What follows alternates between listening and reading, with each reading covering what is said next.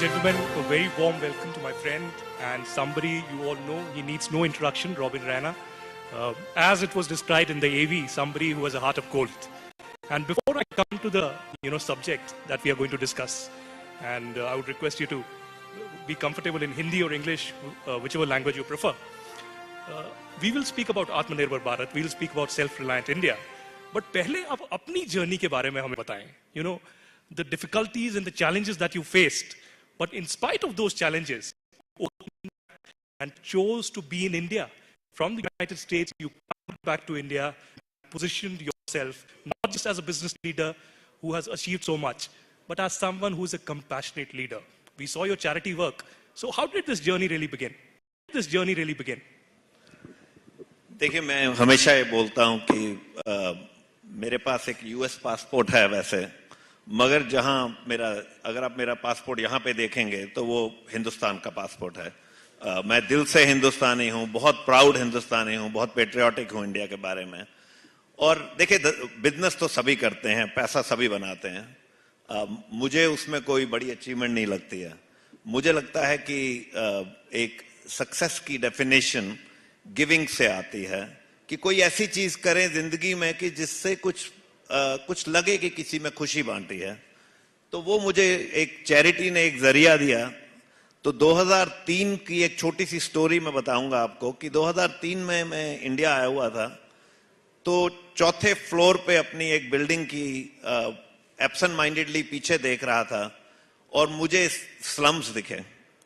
तो मेरे आंखों में आंसू आ गए और लोगों ने कहा कि किसी ने पूछा, आप रो क्यों रहे हो, आप तो इंडियन हो, स्लम रोज ही देखते हो। मैंने कहा नहीं, रो इसलिए नहीं रहा कि स्लम अभी देखे, रो इसलिए रहा हूं कि मैं इस बिल्डिंग में 3 साल से आ रहा हूं, मगर मुझे स्लम दिख नहीं रहे थे। तो मुझे लगा कि मैंने अपनी देखने की जो शक्ति है वो मैं खो चुका हूं। मुझे वही दिखता है जो मैं देखना चाहता हूं और मैं पैसे की होड़ में इतना घुस गया हूं कि मुझे कुछ दिख ही नहीं रहा। वो मेरे लिए एक बड़ा मूविंग मूवमेंट था और मुझे लगा मुझे कुछ अपनी जिंदगी में चेंज करना चाहिए। And that is where the foundation was born. मैंने रॉबिन फाउंडेशन शुरू की 2003 में और तब से एक जर्नी शुरू की जो अंडर प्रिविलेज बच्चों की, गरीब बच्चों की परवरिश करना, उनकी एजुकेशन करना। तो आज हजारों बच्चों को हम एजुकेट करते हैं, ब्रेकफास्ट, लंच, मील्स। ब्लाइंड बच्चों को इंडिया में बेसिकली हजारों बच्चों की परवरिश करते हैं हम स्कूल्स में। और उसके अलावा एक प्रोजेक्ट है इंडिया का कि जो हमने बनाया 6000 घर बनाने का। तो दिल्ली सरकार जब कॉमनवेल्थ गेम्स हो रही थी तो यमुना पुष्ता के बहुत लोगों को, 1.5 लाख लोगों को बवाना के स्लम्स में भेज दिया गया और बवाना इंडिया का 2nd लार्जेस्ट स्लम बन गया धारावी के बाद। तो उस समय मैंने एक प्रोजेक्ट सोचा कि अगर मैं यहाँ स्कूल्स बना दूं तो शायद एजुकेशन मिल जाएगी, मगर जल्दी मुझे लगा कि एजुकेशन नहीं हो पाएगी जब तक लोगों के घर नहीं होंगे, वो परमानेंटली यहाँ रहेंगे नहीं। तो हमने उनको लीगल लैंड पे घर बनाने शुरू किए फ्री ऑफ कॉस्ट। तो हमने 6000 घर बनाने का मंतव्य किया कि अगर 6000 घर बन जाएं तो कोई स्लम रहेगा नहीं यहाँ पे। आज हमने उसमें से 2304 घर हम हैंड ओवर कर चुके हैं बिल्कुल फ्री ऑफ कॉस्ट। और वो पर हमारा गोल ये है कि ये वर्ड स्लम बवाना से खत्म हो जाए। सो ये मेरी बेसिक चैरिटी की जर्नी है जिसमें बहुत पीसेस हैं जो हम काम करते रहे हैं। मगर देखिए, मैं एक इंडियन था जो अमेरिका पहुंच गया कहीं और थोड़ा लक थी, थोड़ा हार्ड वर्क किया और एक कंपनी थी डेल्फाई के नाम से जिसको मैंने टर्न अराउंड किया 2000 में और मैं उसका सीईओ, लार्जेस्ट शेयर होल्डर बन गया और वो कंपनी बनते बनते पूरी दुनिया में फैल गई और बहुत बड़ी कंपनी बन गई और आज Ebix कैश उसी का ब्रांड है इंडिया में। तो वो एक जर्नी है जो काफी अच्छी जर्नी रही है, but at the same time मेरे लिए वो कोई इतनी बड़ी प्राउड मूवमेंट नहीं है।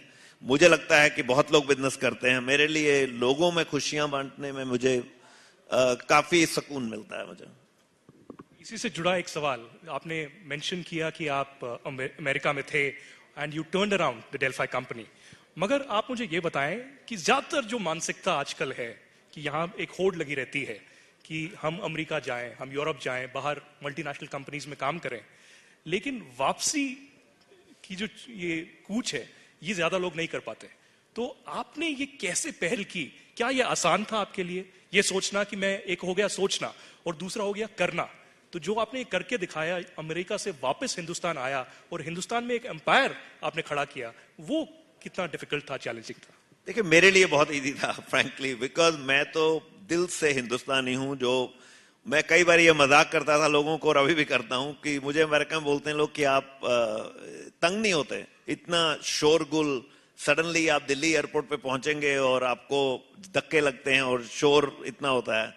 तो मैं उनको बोलता हूं कि मैं आपको सच बताऊं, जब मैं दिल्ली एयरपोर्ट पे पहुंचता हूं बाहर से और मुझे पीछे से धक्का लगता है, थोड़ा सा कोई कहता है हटिए, मैंने कहा एक सडनली एक बड़ी खुशी की फीलिंग सी आती है कि अरे यार घर पहुंच गया, ये मेरा घर है।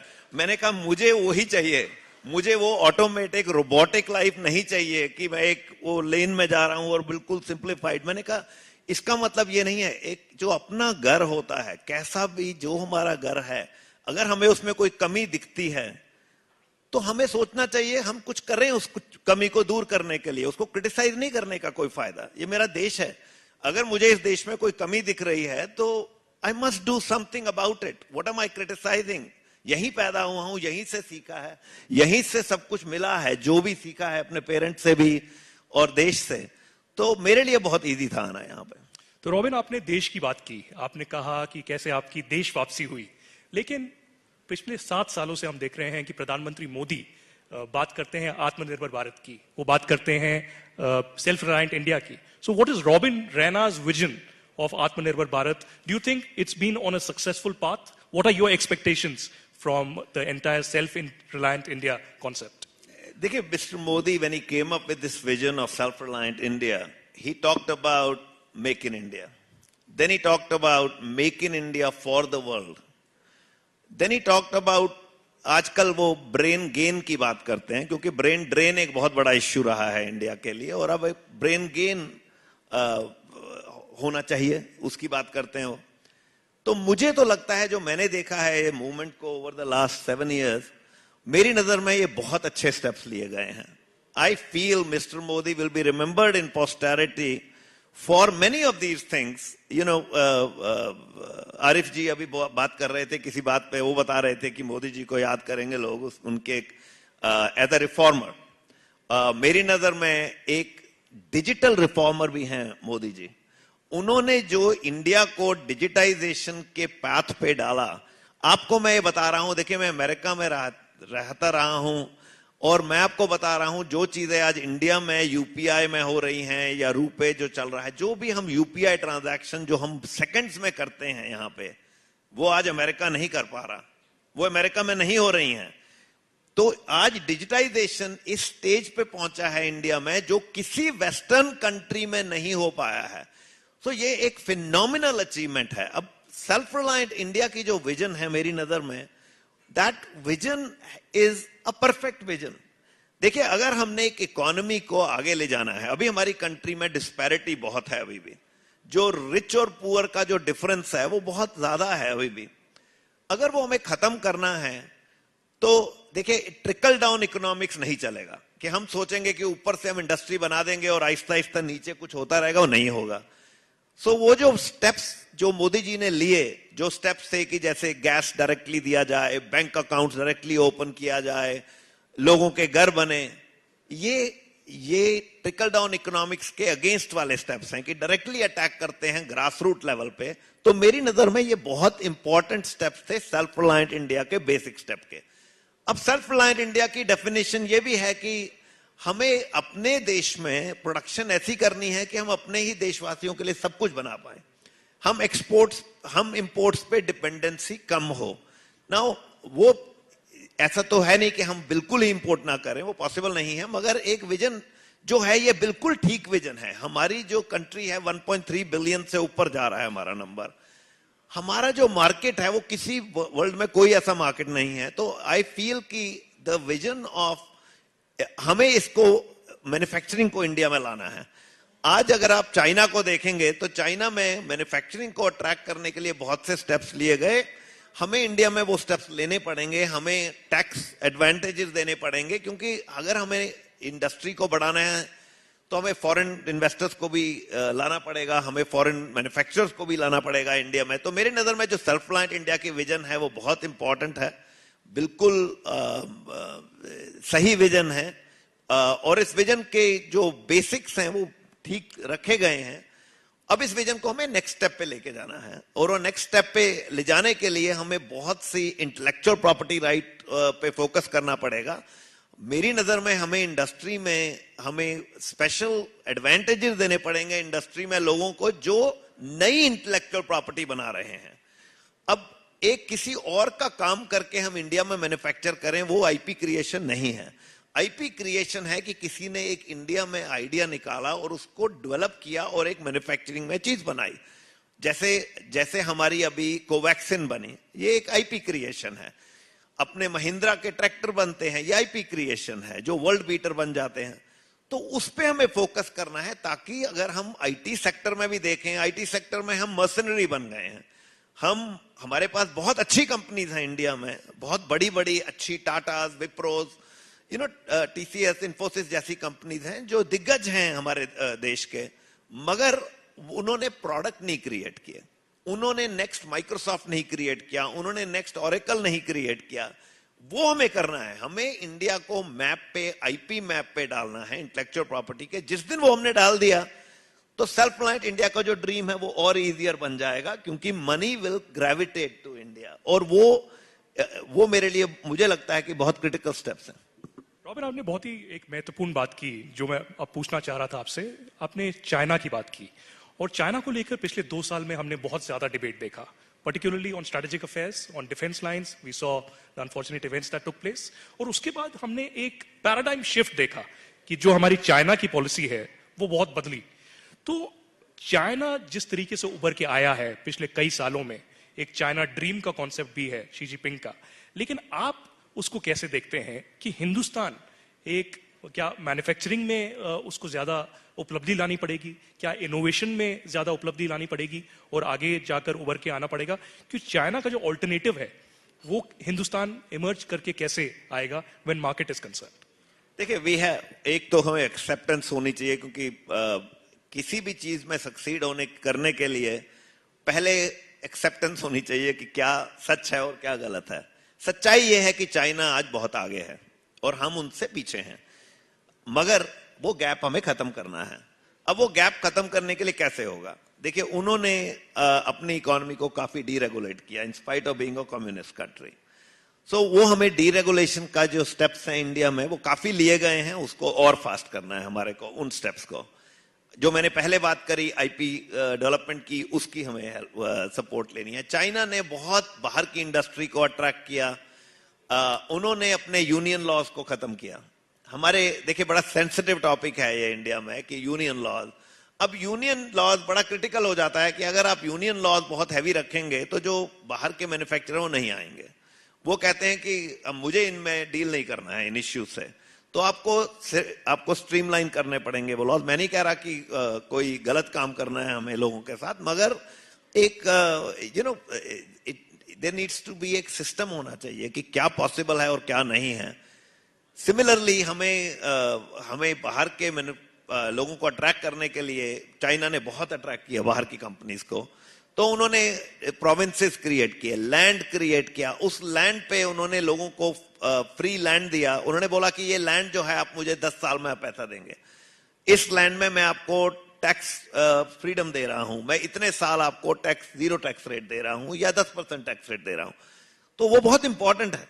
देखिए, आप अगर किसी को आज एक फॉरेन इन्वेस्टर के पास चॉइस है, अगर एक फॉरेन मैन्युफैक्चरर है और उसके पास चॉइस है कि मैं चाइना जाऊं, इंडिया जाऊं, मलेशिया जाऊं, सिंगापुर जाऊं, सब अट्रैक्ट कर रहे हैं, तो आपको अगर अट्रैक्ट करना है तो कुछ अलग देना पड़ेगा, कुछ बेटर देना पड़ेगा। तो ये इश्यूज हैं जो हमें थोड़े और स्टेप्स लेने पड़ेंगे। हमारी डायरेक्शन ठीक है, मगर अभी इसमें काफी गैप है मेरी नजर में, कि अगर हमें वो गैप कवर करना है इंडिया और चाइना का, तो हमें बहुत एक्सेप्ट करना पड़ेगा कि हम किन चीजों में पीछे हैं। और उन स्टेप्स को थोड़ा पॉलिटिकल इश्यूज भी हैं कि वो पॉलिटिकल इश्यूज हो जाते हैं, जैसे यूनियन है या टैक्स है, मगर I think these are the right steps to take. प्रधानमंत्री मोदी की जो भूमिका रही है पिछले 7 से 8 साल में, बहुत सारे रिफॉर्म्स के लिए वो जाने जाए हैं, लेकिन पिछले 2 से 2.5 साल में रॉबिन आपने देखा कि कैसे पैंडेमिक आया, कोविड-19 पैंडेमिक, और इकोनॉमी को थोड़ा सा अस्थिर करने की कोशिश की, और सिर्फ हिंदुस्तान में नहीं, दुनिया भर में। तो आपको क्या लगता है कि क्या have we touched the pre-pandemic era, or will it take a little more time, a little more policy shift, or perhaps a more precise vision to get to the pre-pandemic time? Because at that time, of course, there were losses that we faced, but there was a digital boom.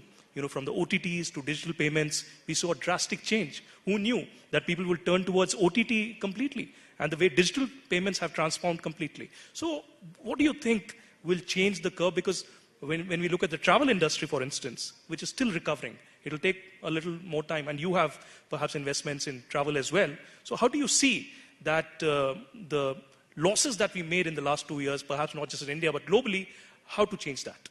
It is a difficult topic. Meaning, I think I am one of those who doesn't believe that we have to be overtly dependent on the government steps.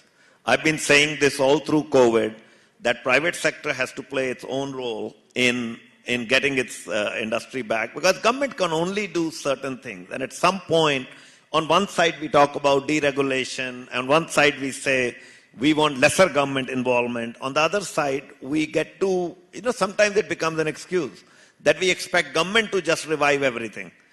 I feel that at this point, look, COVID is becoming a thing of the past with each passing day. In touch wood, things are improving.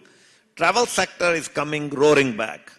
You talk about travel sector, there's revenge tourism. Domestic tourism is booming right now. International tourism, as airports are opening up, is booming again. So travel is coming back in a big way, and the related industries to travel are coming back in a big way. Now, the whole sector of digitization, I don't think it's a reversible process. That's an irreversible process. India will keep booming in the digitization world. There is one prime reason for it. The prime reason for it is we got 1.3 billion people, and a lot of those people are untouched still by digitization. As we bring them into the digital economy, we're going to keep showing more growth, and we are going to show way more growth than America or the European markets and stuff like that. And sometimes there's this talk of BRIC nations, Brazil, Russia, India, and China. To me, it is more of a race between India and China now, rather than Brazil. While Brazil has a lot of natural resources and so on, but it is not anywhere in the paradigm with respect to where India has gone. India has moved so fast forward in the digitization era, and there is a lot of steps that have been taken to try and gravitate industry here. Brazil has union laws that don't really attract investors from abroad and so on. So having said that, I actually believe that, look, can government do more? Sure. Meaning I can go into specifics like in the travel industry, what they can do and so on. But I also believe that it will ultimately come down to the industry. We as ourselves need to realize, look, COVID is a thing of the past.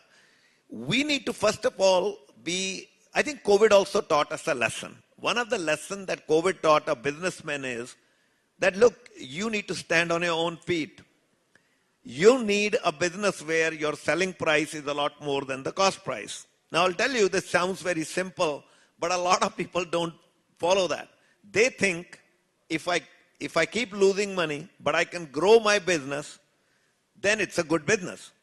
Well, of course, if you keep losing money, you'll grow your business. Because if I stand outside this hotel and I say, I'll give you a free room, how many people will come and stay in this hotel? I think all of Delhi will be wanting to stay here because it's free. And I don't know why that is good business. COVID taught us that if you're going to do that business in that manner, you will, at some point, cash will burn out and you'll be dead. And a lot of companies started dying. And I think we should learn from that and realize, okay, we got a big hiccup. Let's focus on real businesses. Let's focus on real profitability, because that's at the core of business. If you're going to have a real profitable business, then you will have real employment. You will create sustainable employment for your employees. You'll create an ecosystem. right, which will feed into your partners, your customers, your clients, your employees, right, your investors. Everybody will feed into it. So to me, we just need to go back to the basics and kind of learn from the COVID experience and not be overtly dependent on the government. Government is doing what they need to do, and maybe they can, step in and do a few more things in individual sectors. But I think that's part of the game. I think we as the private sector need to think on our own and figure out how we move forward from here. Well, sure. It's been a learning experience, a learning curve for all of us, not just the government. And, it's been a fluid situation all through. But Robin, another important aspect has been the debate raging around the $5 trillion economy. And the chief economic advisor just a couple of days ago spoke about how India will achieve the same by 26, 27. What is your vision? And do you think there are still impediments? Because when we go outside and we look at the media, there's been a raging debate. The opposition has been criticizing the government. The budget has been criticized. We've seen, the several economists also speaking about it. But the global indicators suggest that economy perhaps to a certain level could be on a recovery path. So how do you see these impediments and roadblocks in the years ahead? And is India in a position to achieve that in the next 3 to 4 years? Look, whether India is definitely on the right path. Now, whether that happens in 26, 27 or a little bit later, it's hard for me to honestly comment on. But will we achieve a 5 trillion economy number? I'm absolutely confident we will. Meaning it is more a matter of when rather than whether it will happen. I think impediments, when you look at the impediments, of course there are impediments. First of all, we're facing a very difficult time today across the world. This is not, only due to India, meaning inflation has set in. Even whether it is America or whether it is any country in the world, they're facing huge high levels of inflation. The Ukraine war has created a crisis by itself, meaning it's a oil, because the whole world is linked to oil, right? And that by itself creates natural inflation across the world. So there are some natural inflationary pressures that have happened all across the world. But, to me, those are transcendental, those are ephemeral. These things will all pass. This is part of life. You pass through ups and downs, and this is what we are seeing right now.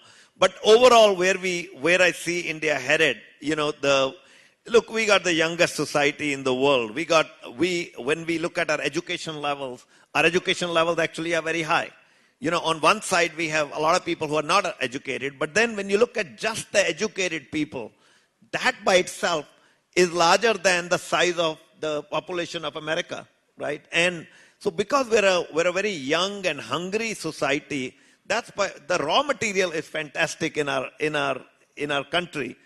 And from there onwards, I feel the government steps or the policies that are there are targeted at driving the country forward. That's at least how I feel about where we are headed. Now, can we achieve 5 trillion in 26, 27? I'm not so sure. Maybe it will be 1 year ahead, right? Or 2 years ahead. I don't know that. I would leave that to the chief economist to comment on, but I am a big believer that India is going to get there. And the impediments are very, are ephemeral. They're all going to pass. I have 2 more quick questions that I just added. One is, of course, since you spoke about the 5 trillion economy, it just came to my mind, and you touched upon Ukraine. India over the last few years has been taking independent position on several key issues. How do you see that? As a business leader, as a global leader, and someone who the young entrepreneurs look up to. How do you see India taking an independent position at a time when the world is divided? At a time when there's a new international order that is emerging? At a time when the West, with their information warfare, it's almost as if Ukraine has won the war and Ukraine has touched Moscow, and anytime they could be unfurling their own flag. That's the power of information warfare. But how do you see India positioning itself, taking an independent position, and having that Atmanirbhar Bharat concept that India first? Be it policy, foreign policy, or a business policy, India will be first. Look, to me, it is a sign of the emergence of India as a future superpower, right? With each passing day, India is becoming a superpower. When you are a superpower, you You take your own stances. You don't follow just what Russia will tell you or what America will tell you, right? That's a sign of a superpower. Doesn't America do that? Doesn't America take their own thinking on one side, sometimes being in Afghanistan and then going and putting up a Iraq war and taking diverse stances on diverse topics, because they do that sometimes because it suits their oil interests. Sometimes it suits the national interests of America because of whatever reason they feel, right? And they have a right to do that as a country. And I don't see any reason why India shouldn't be thinking of its rights. For example, the Indian effort to, for example, buy oil from Russia, without paying dollars, was a phenomenal step. Why wouldn't the country do it? Why wouldn't we do something that will benefit our people? Now, having said that, it's not that India has taken steps saying, look, I am closing my eyes to human rights violations. I don't think India has ever done that. What India is saying is, look, I am not going to support something just because friend country A tells me just be on my side. Or the opposite country B tells me I'm a superpower and I am your friend, be on my side. I don't see why India needs to do that, right? The idea behind the whole process of trying to be, you have to take your own stances. And as a country, this is what I genuinely feel over the last 7 years India has achieved. That today, while India has taken such independent stances, it is not that you can find a big leader from the Western world come out and criticize India. They're not still criticizing India. If they want to criticize, they're doing it in hushed ways.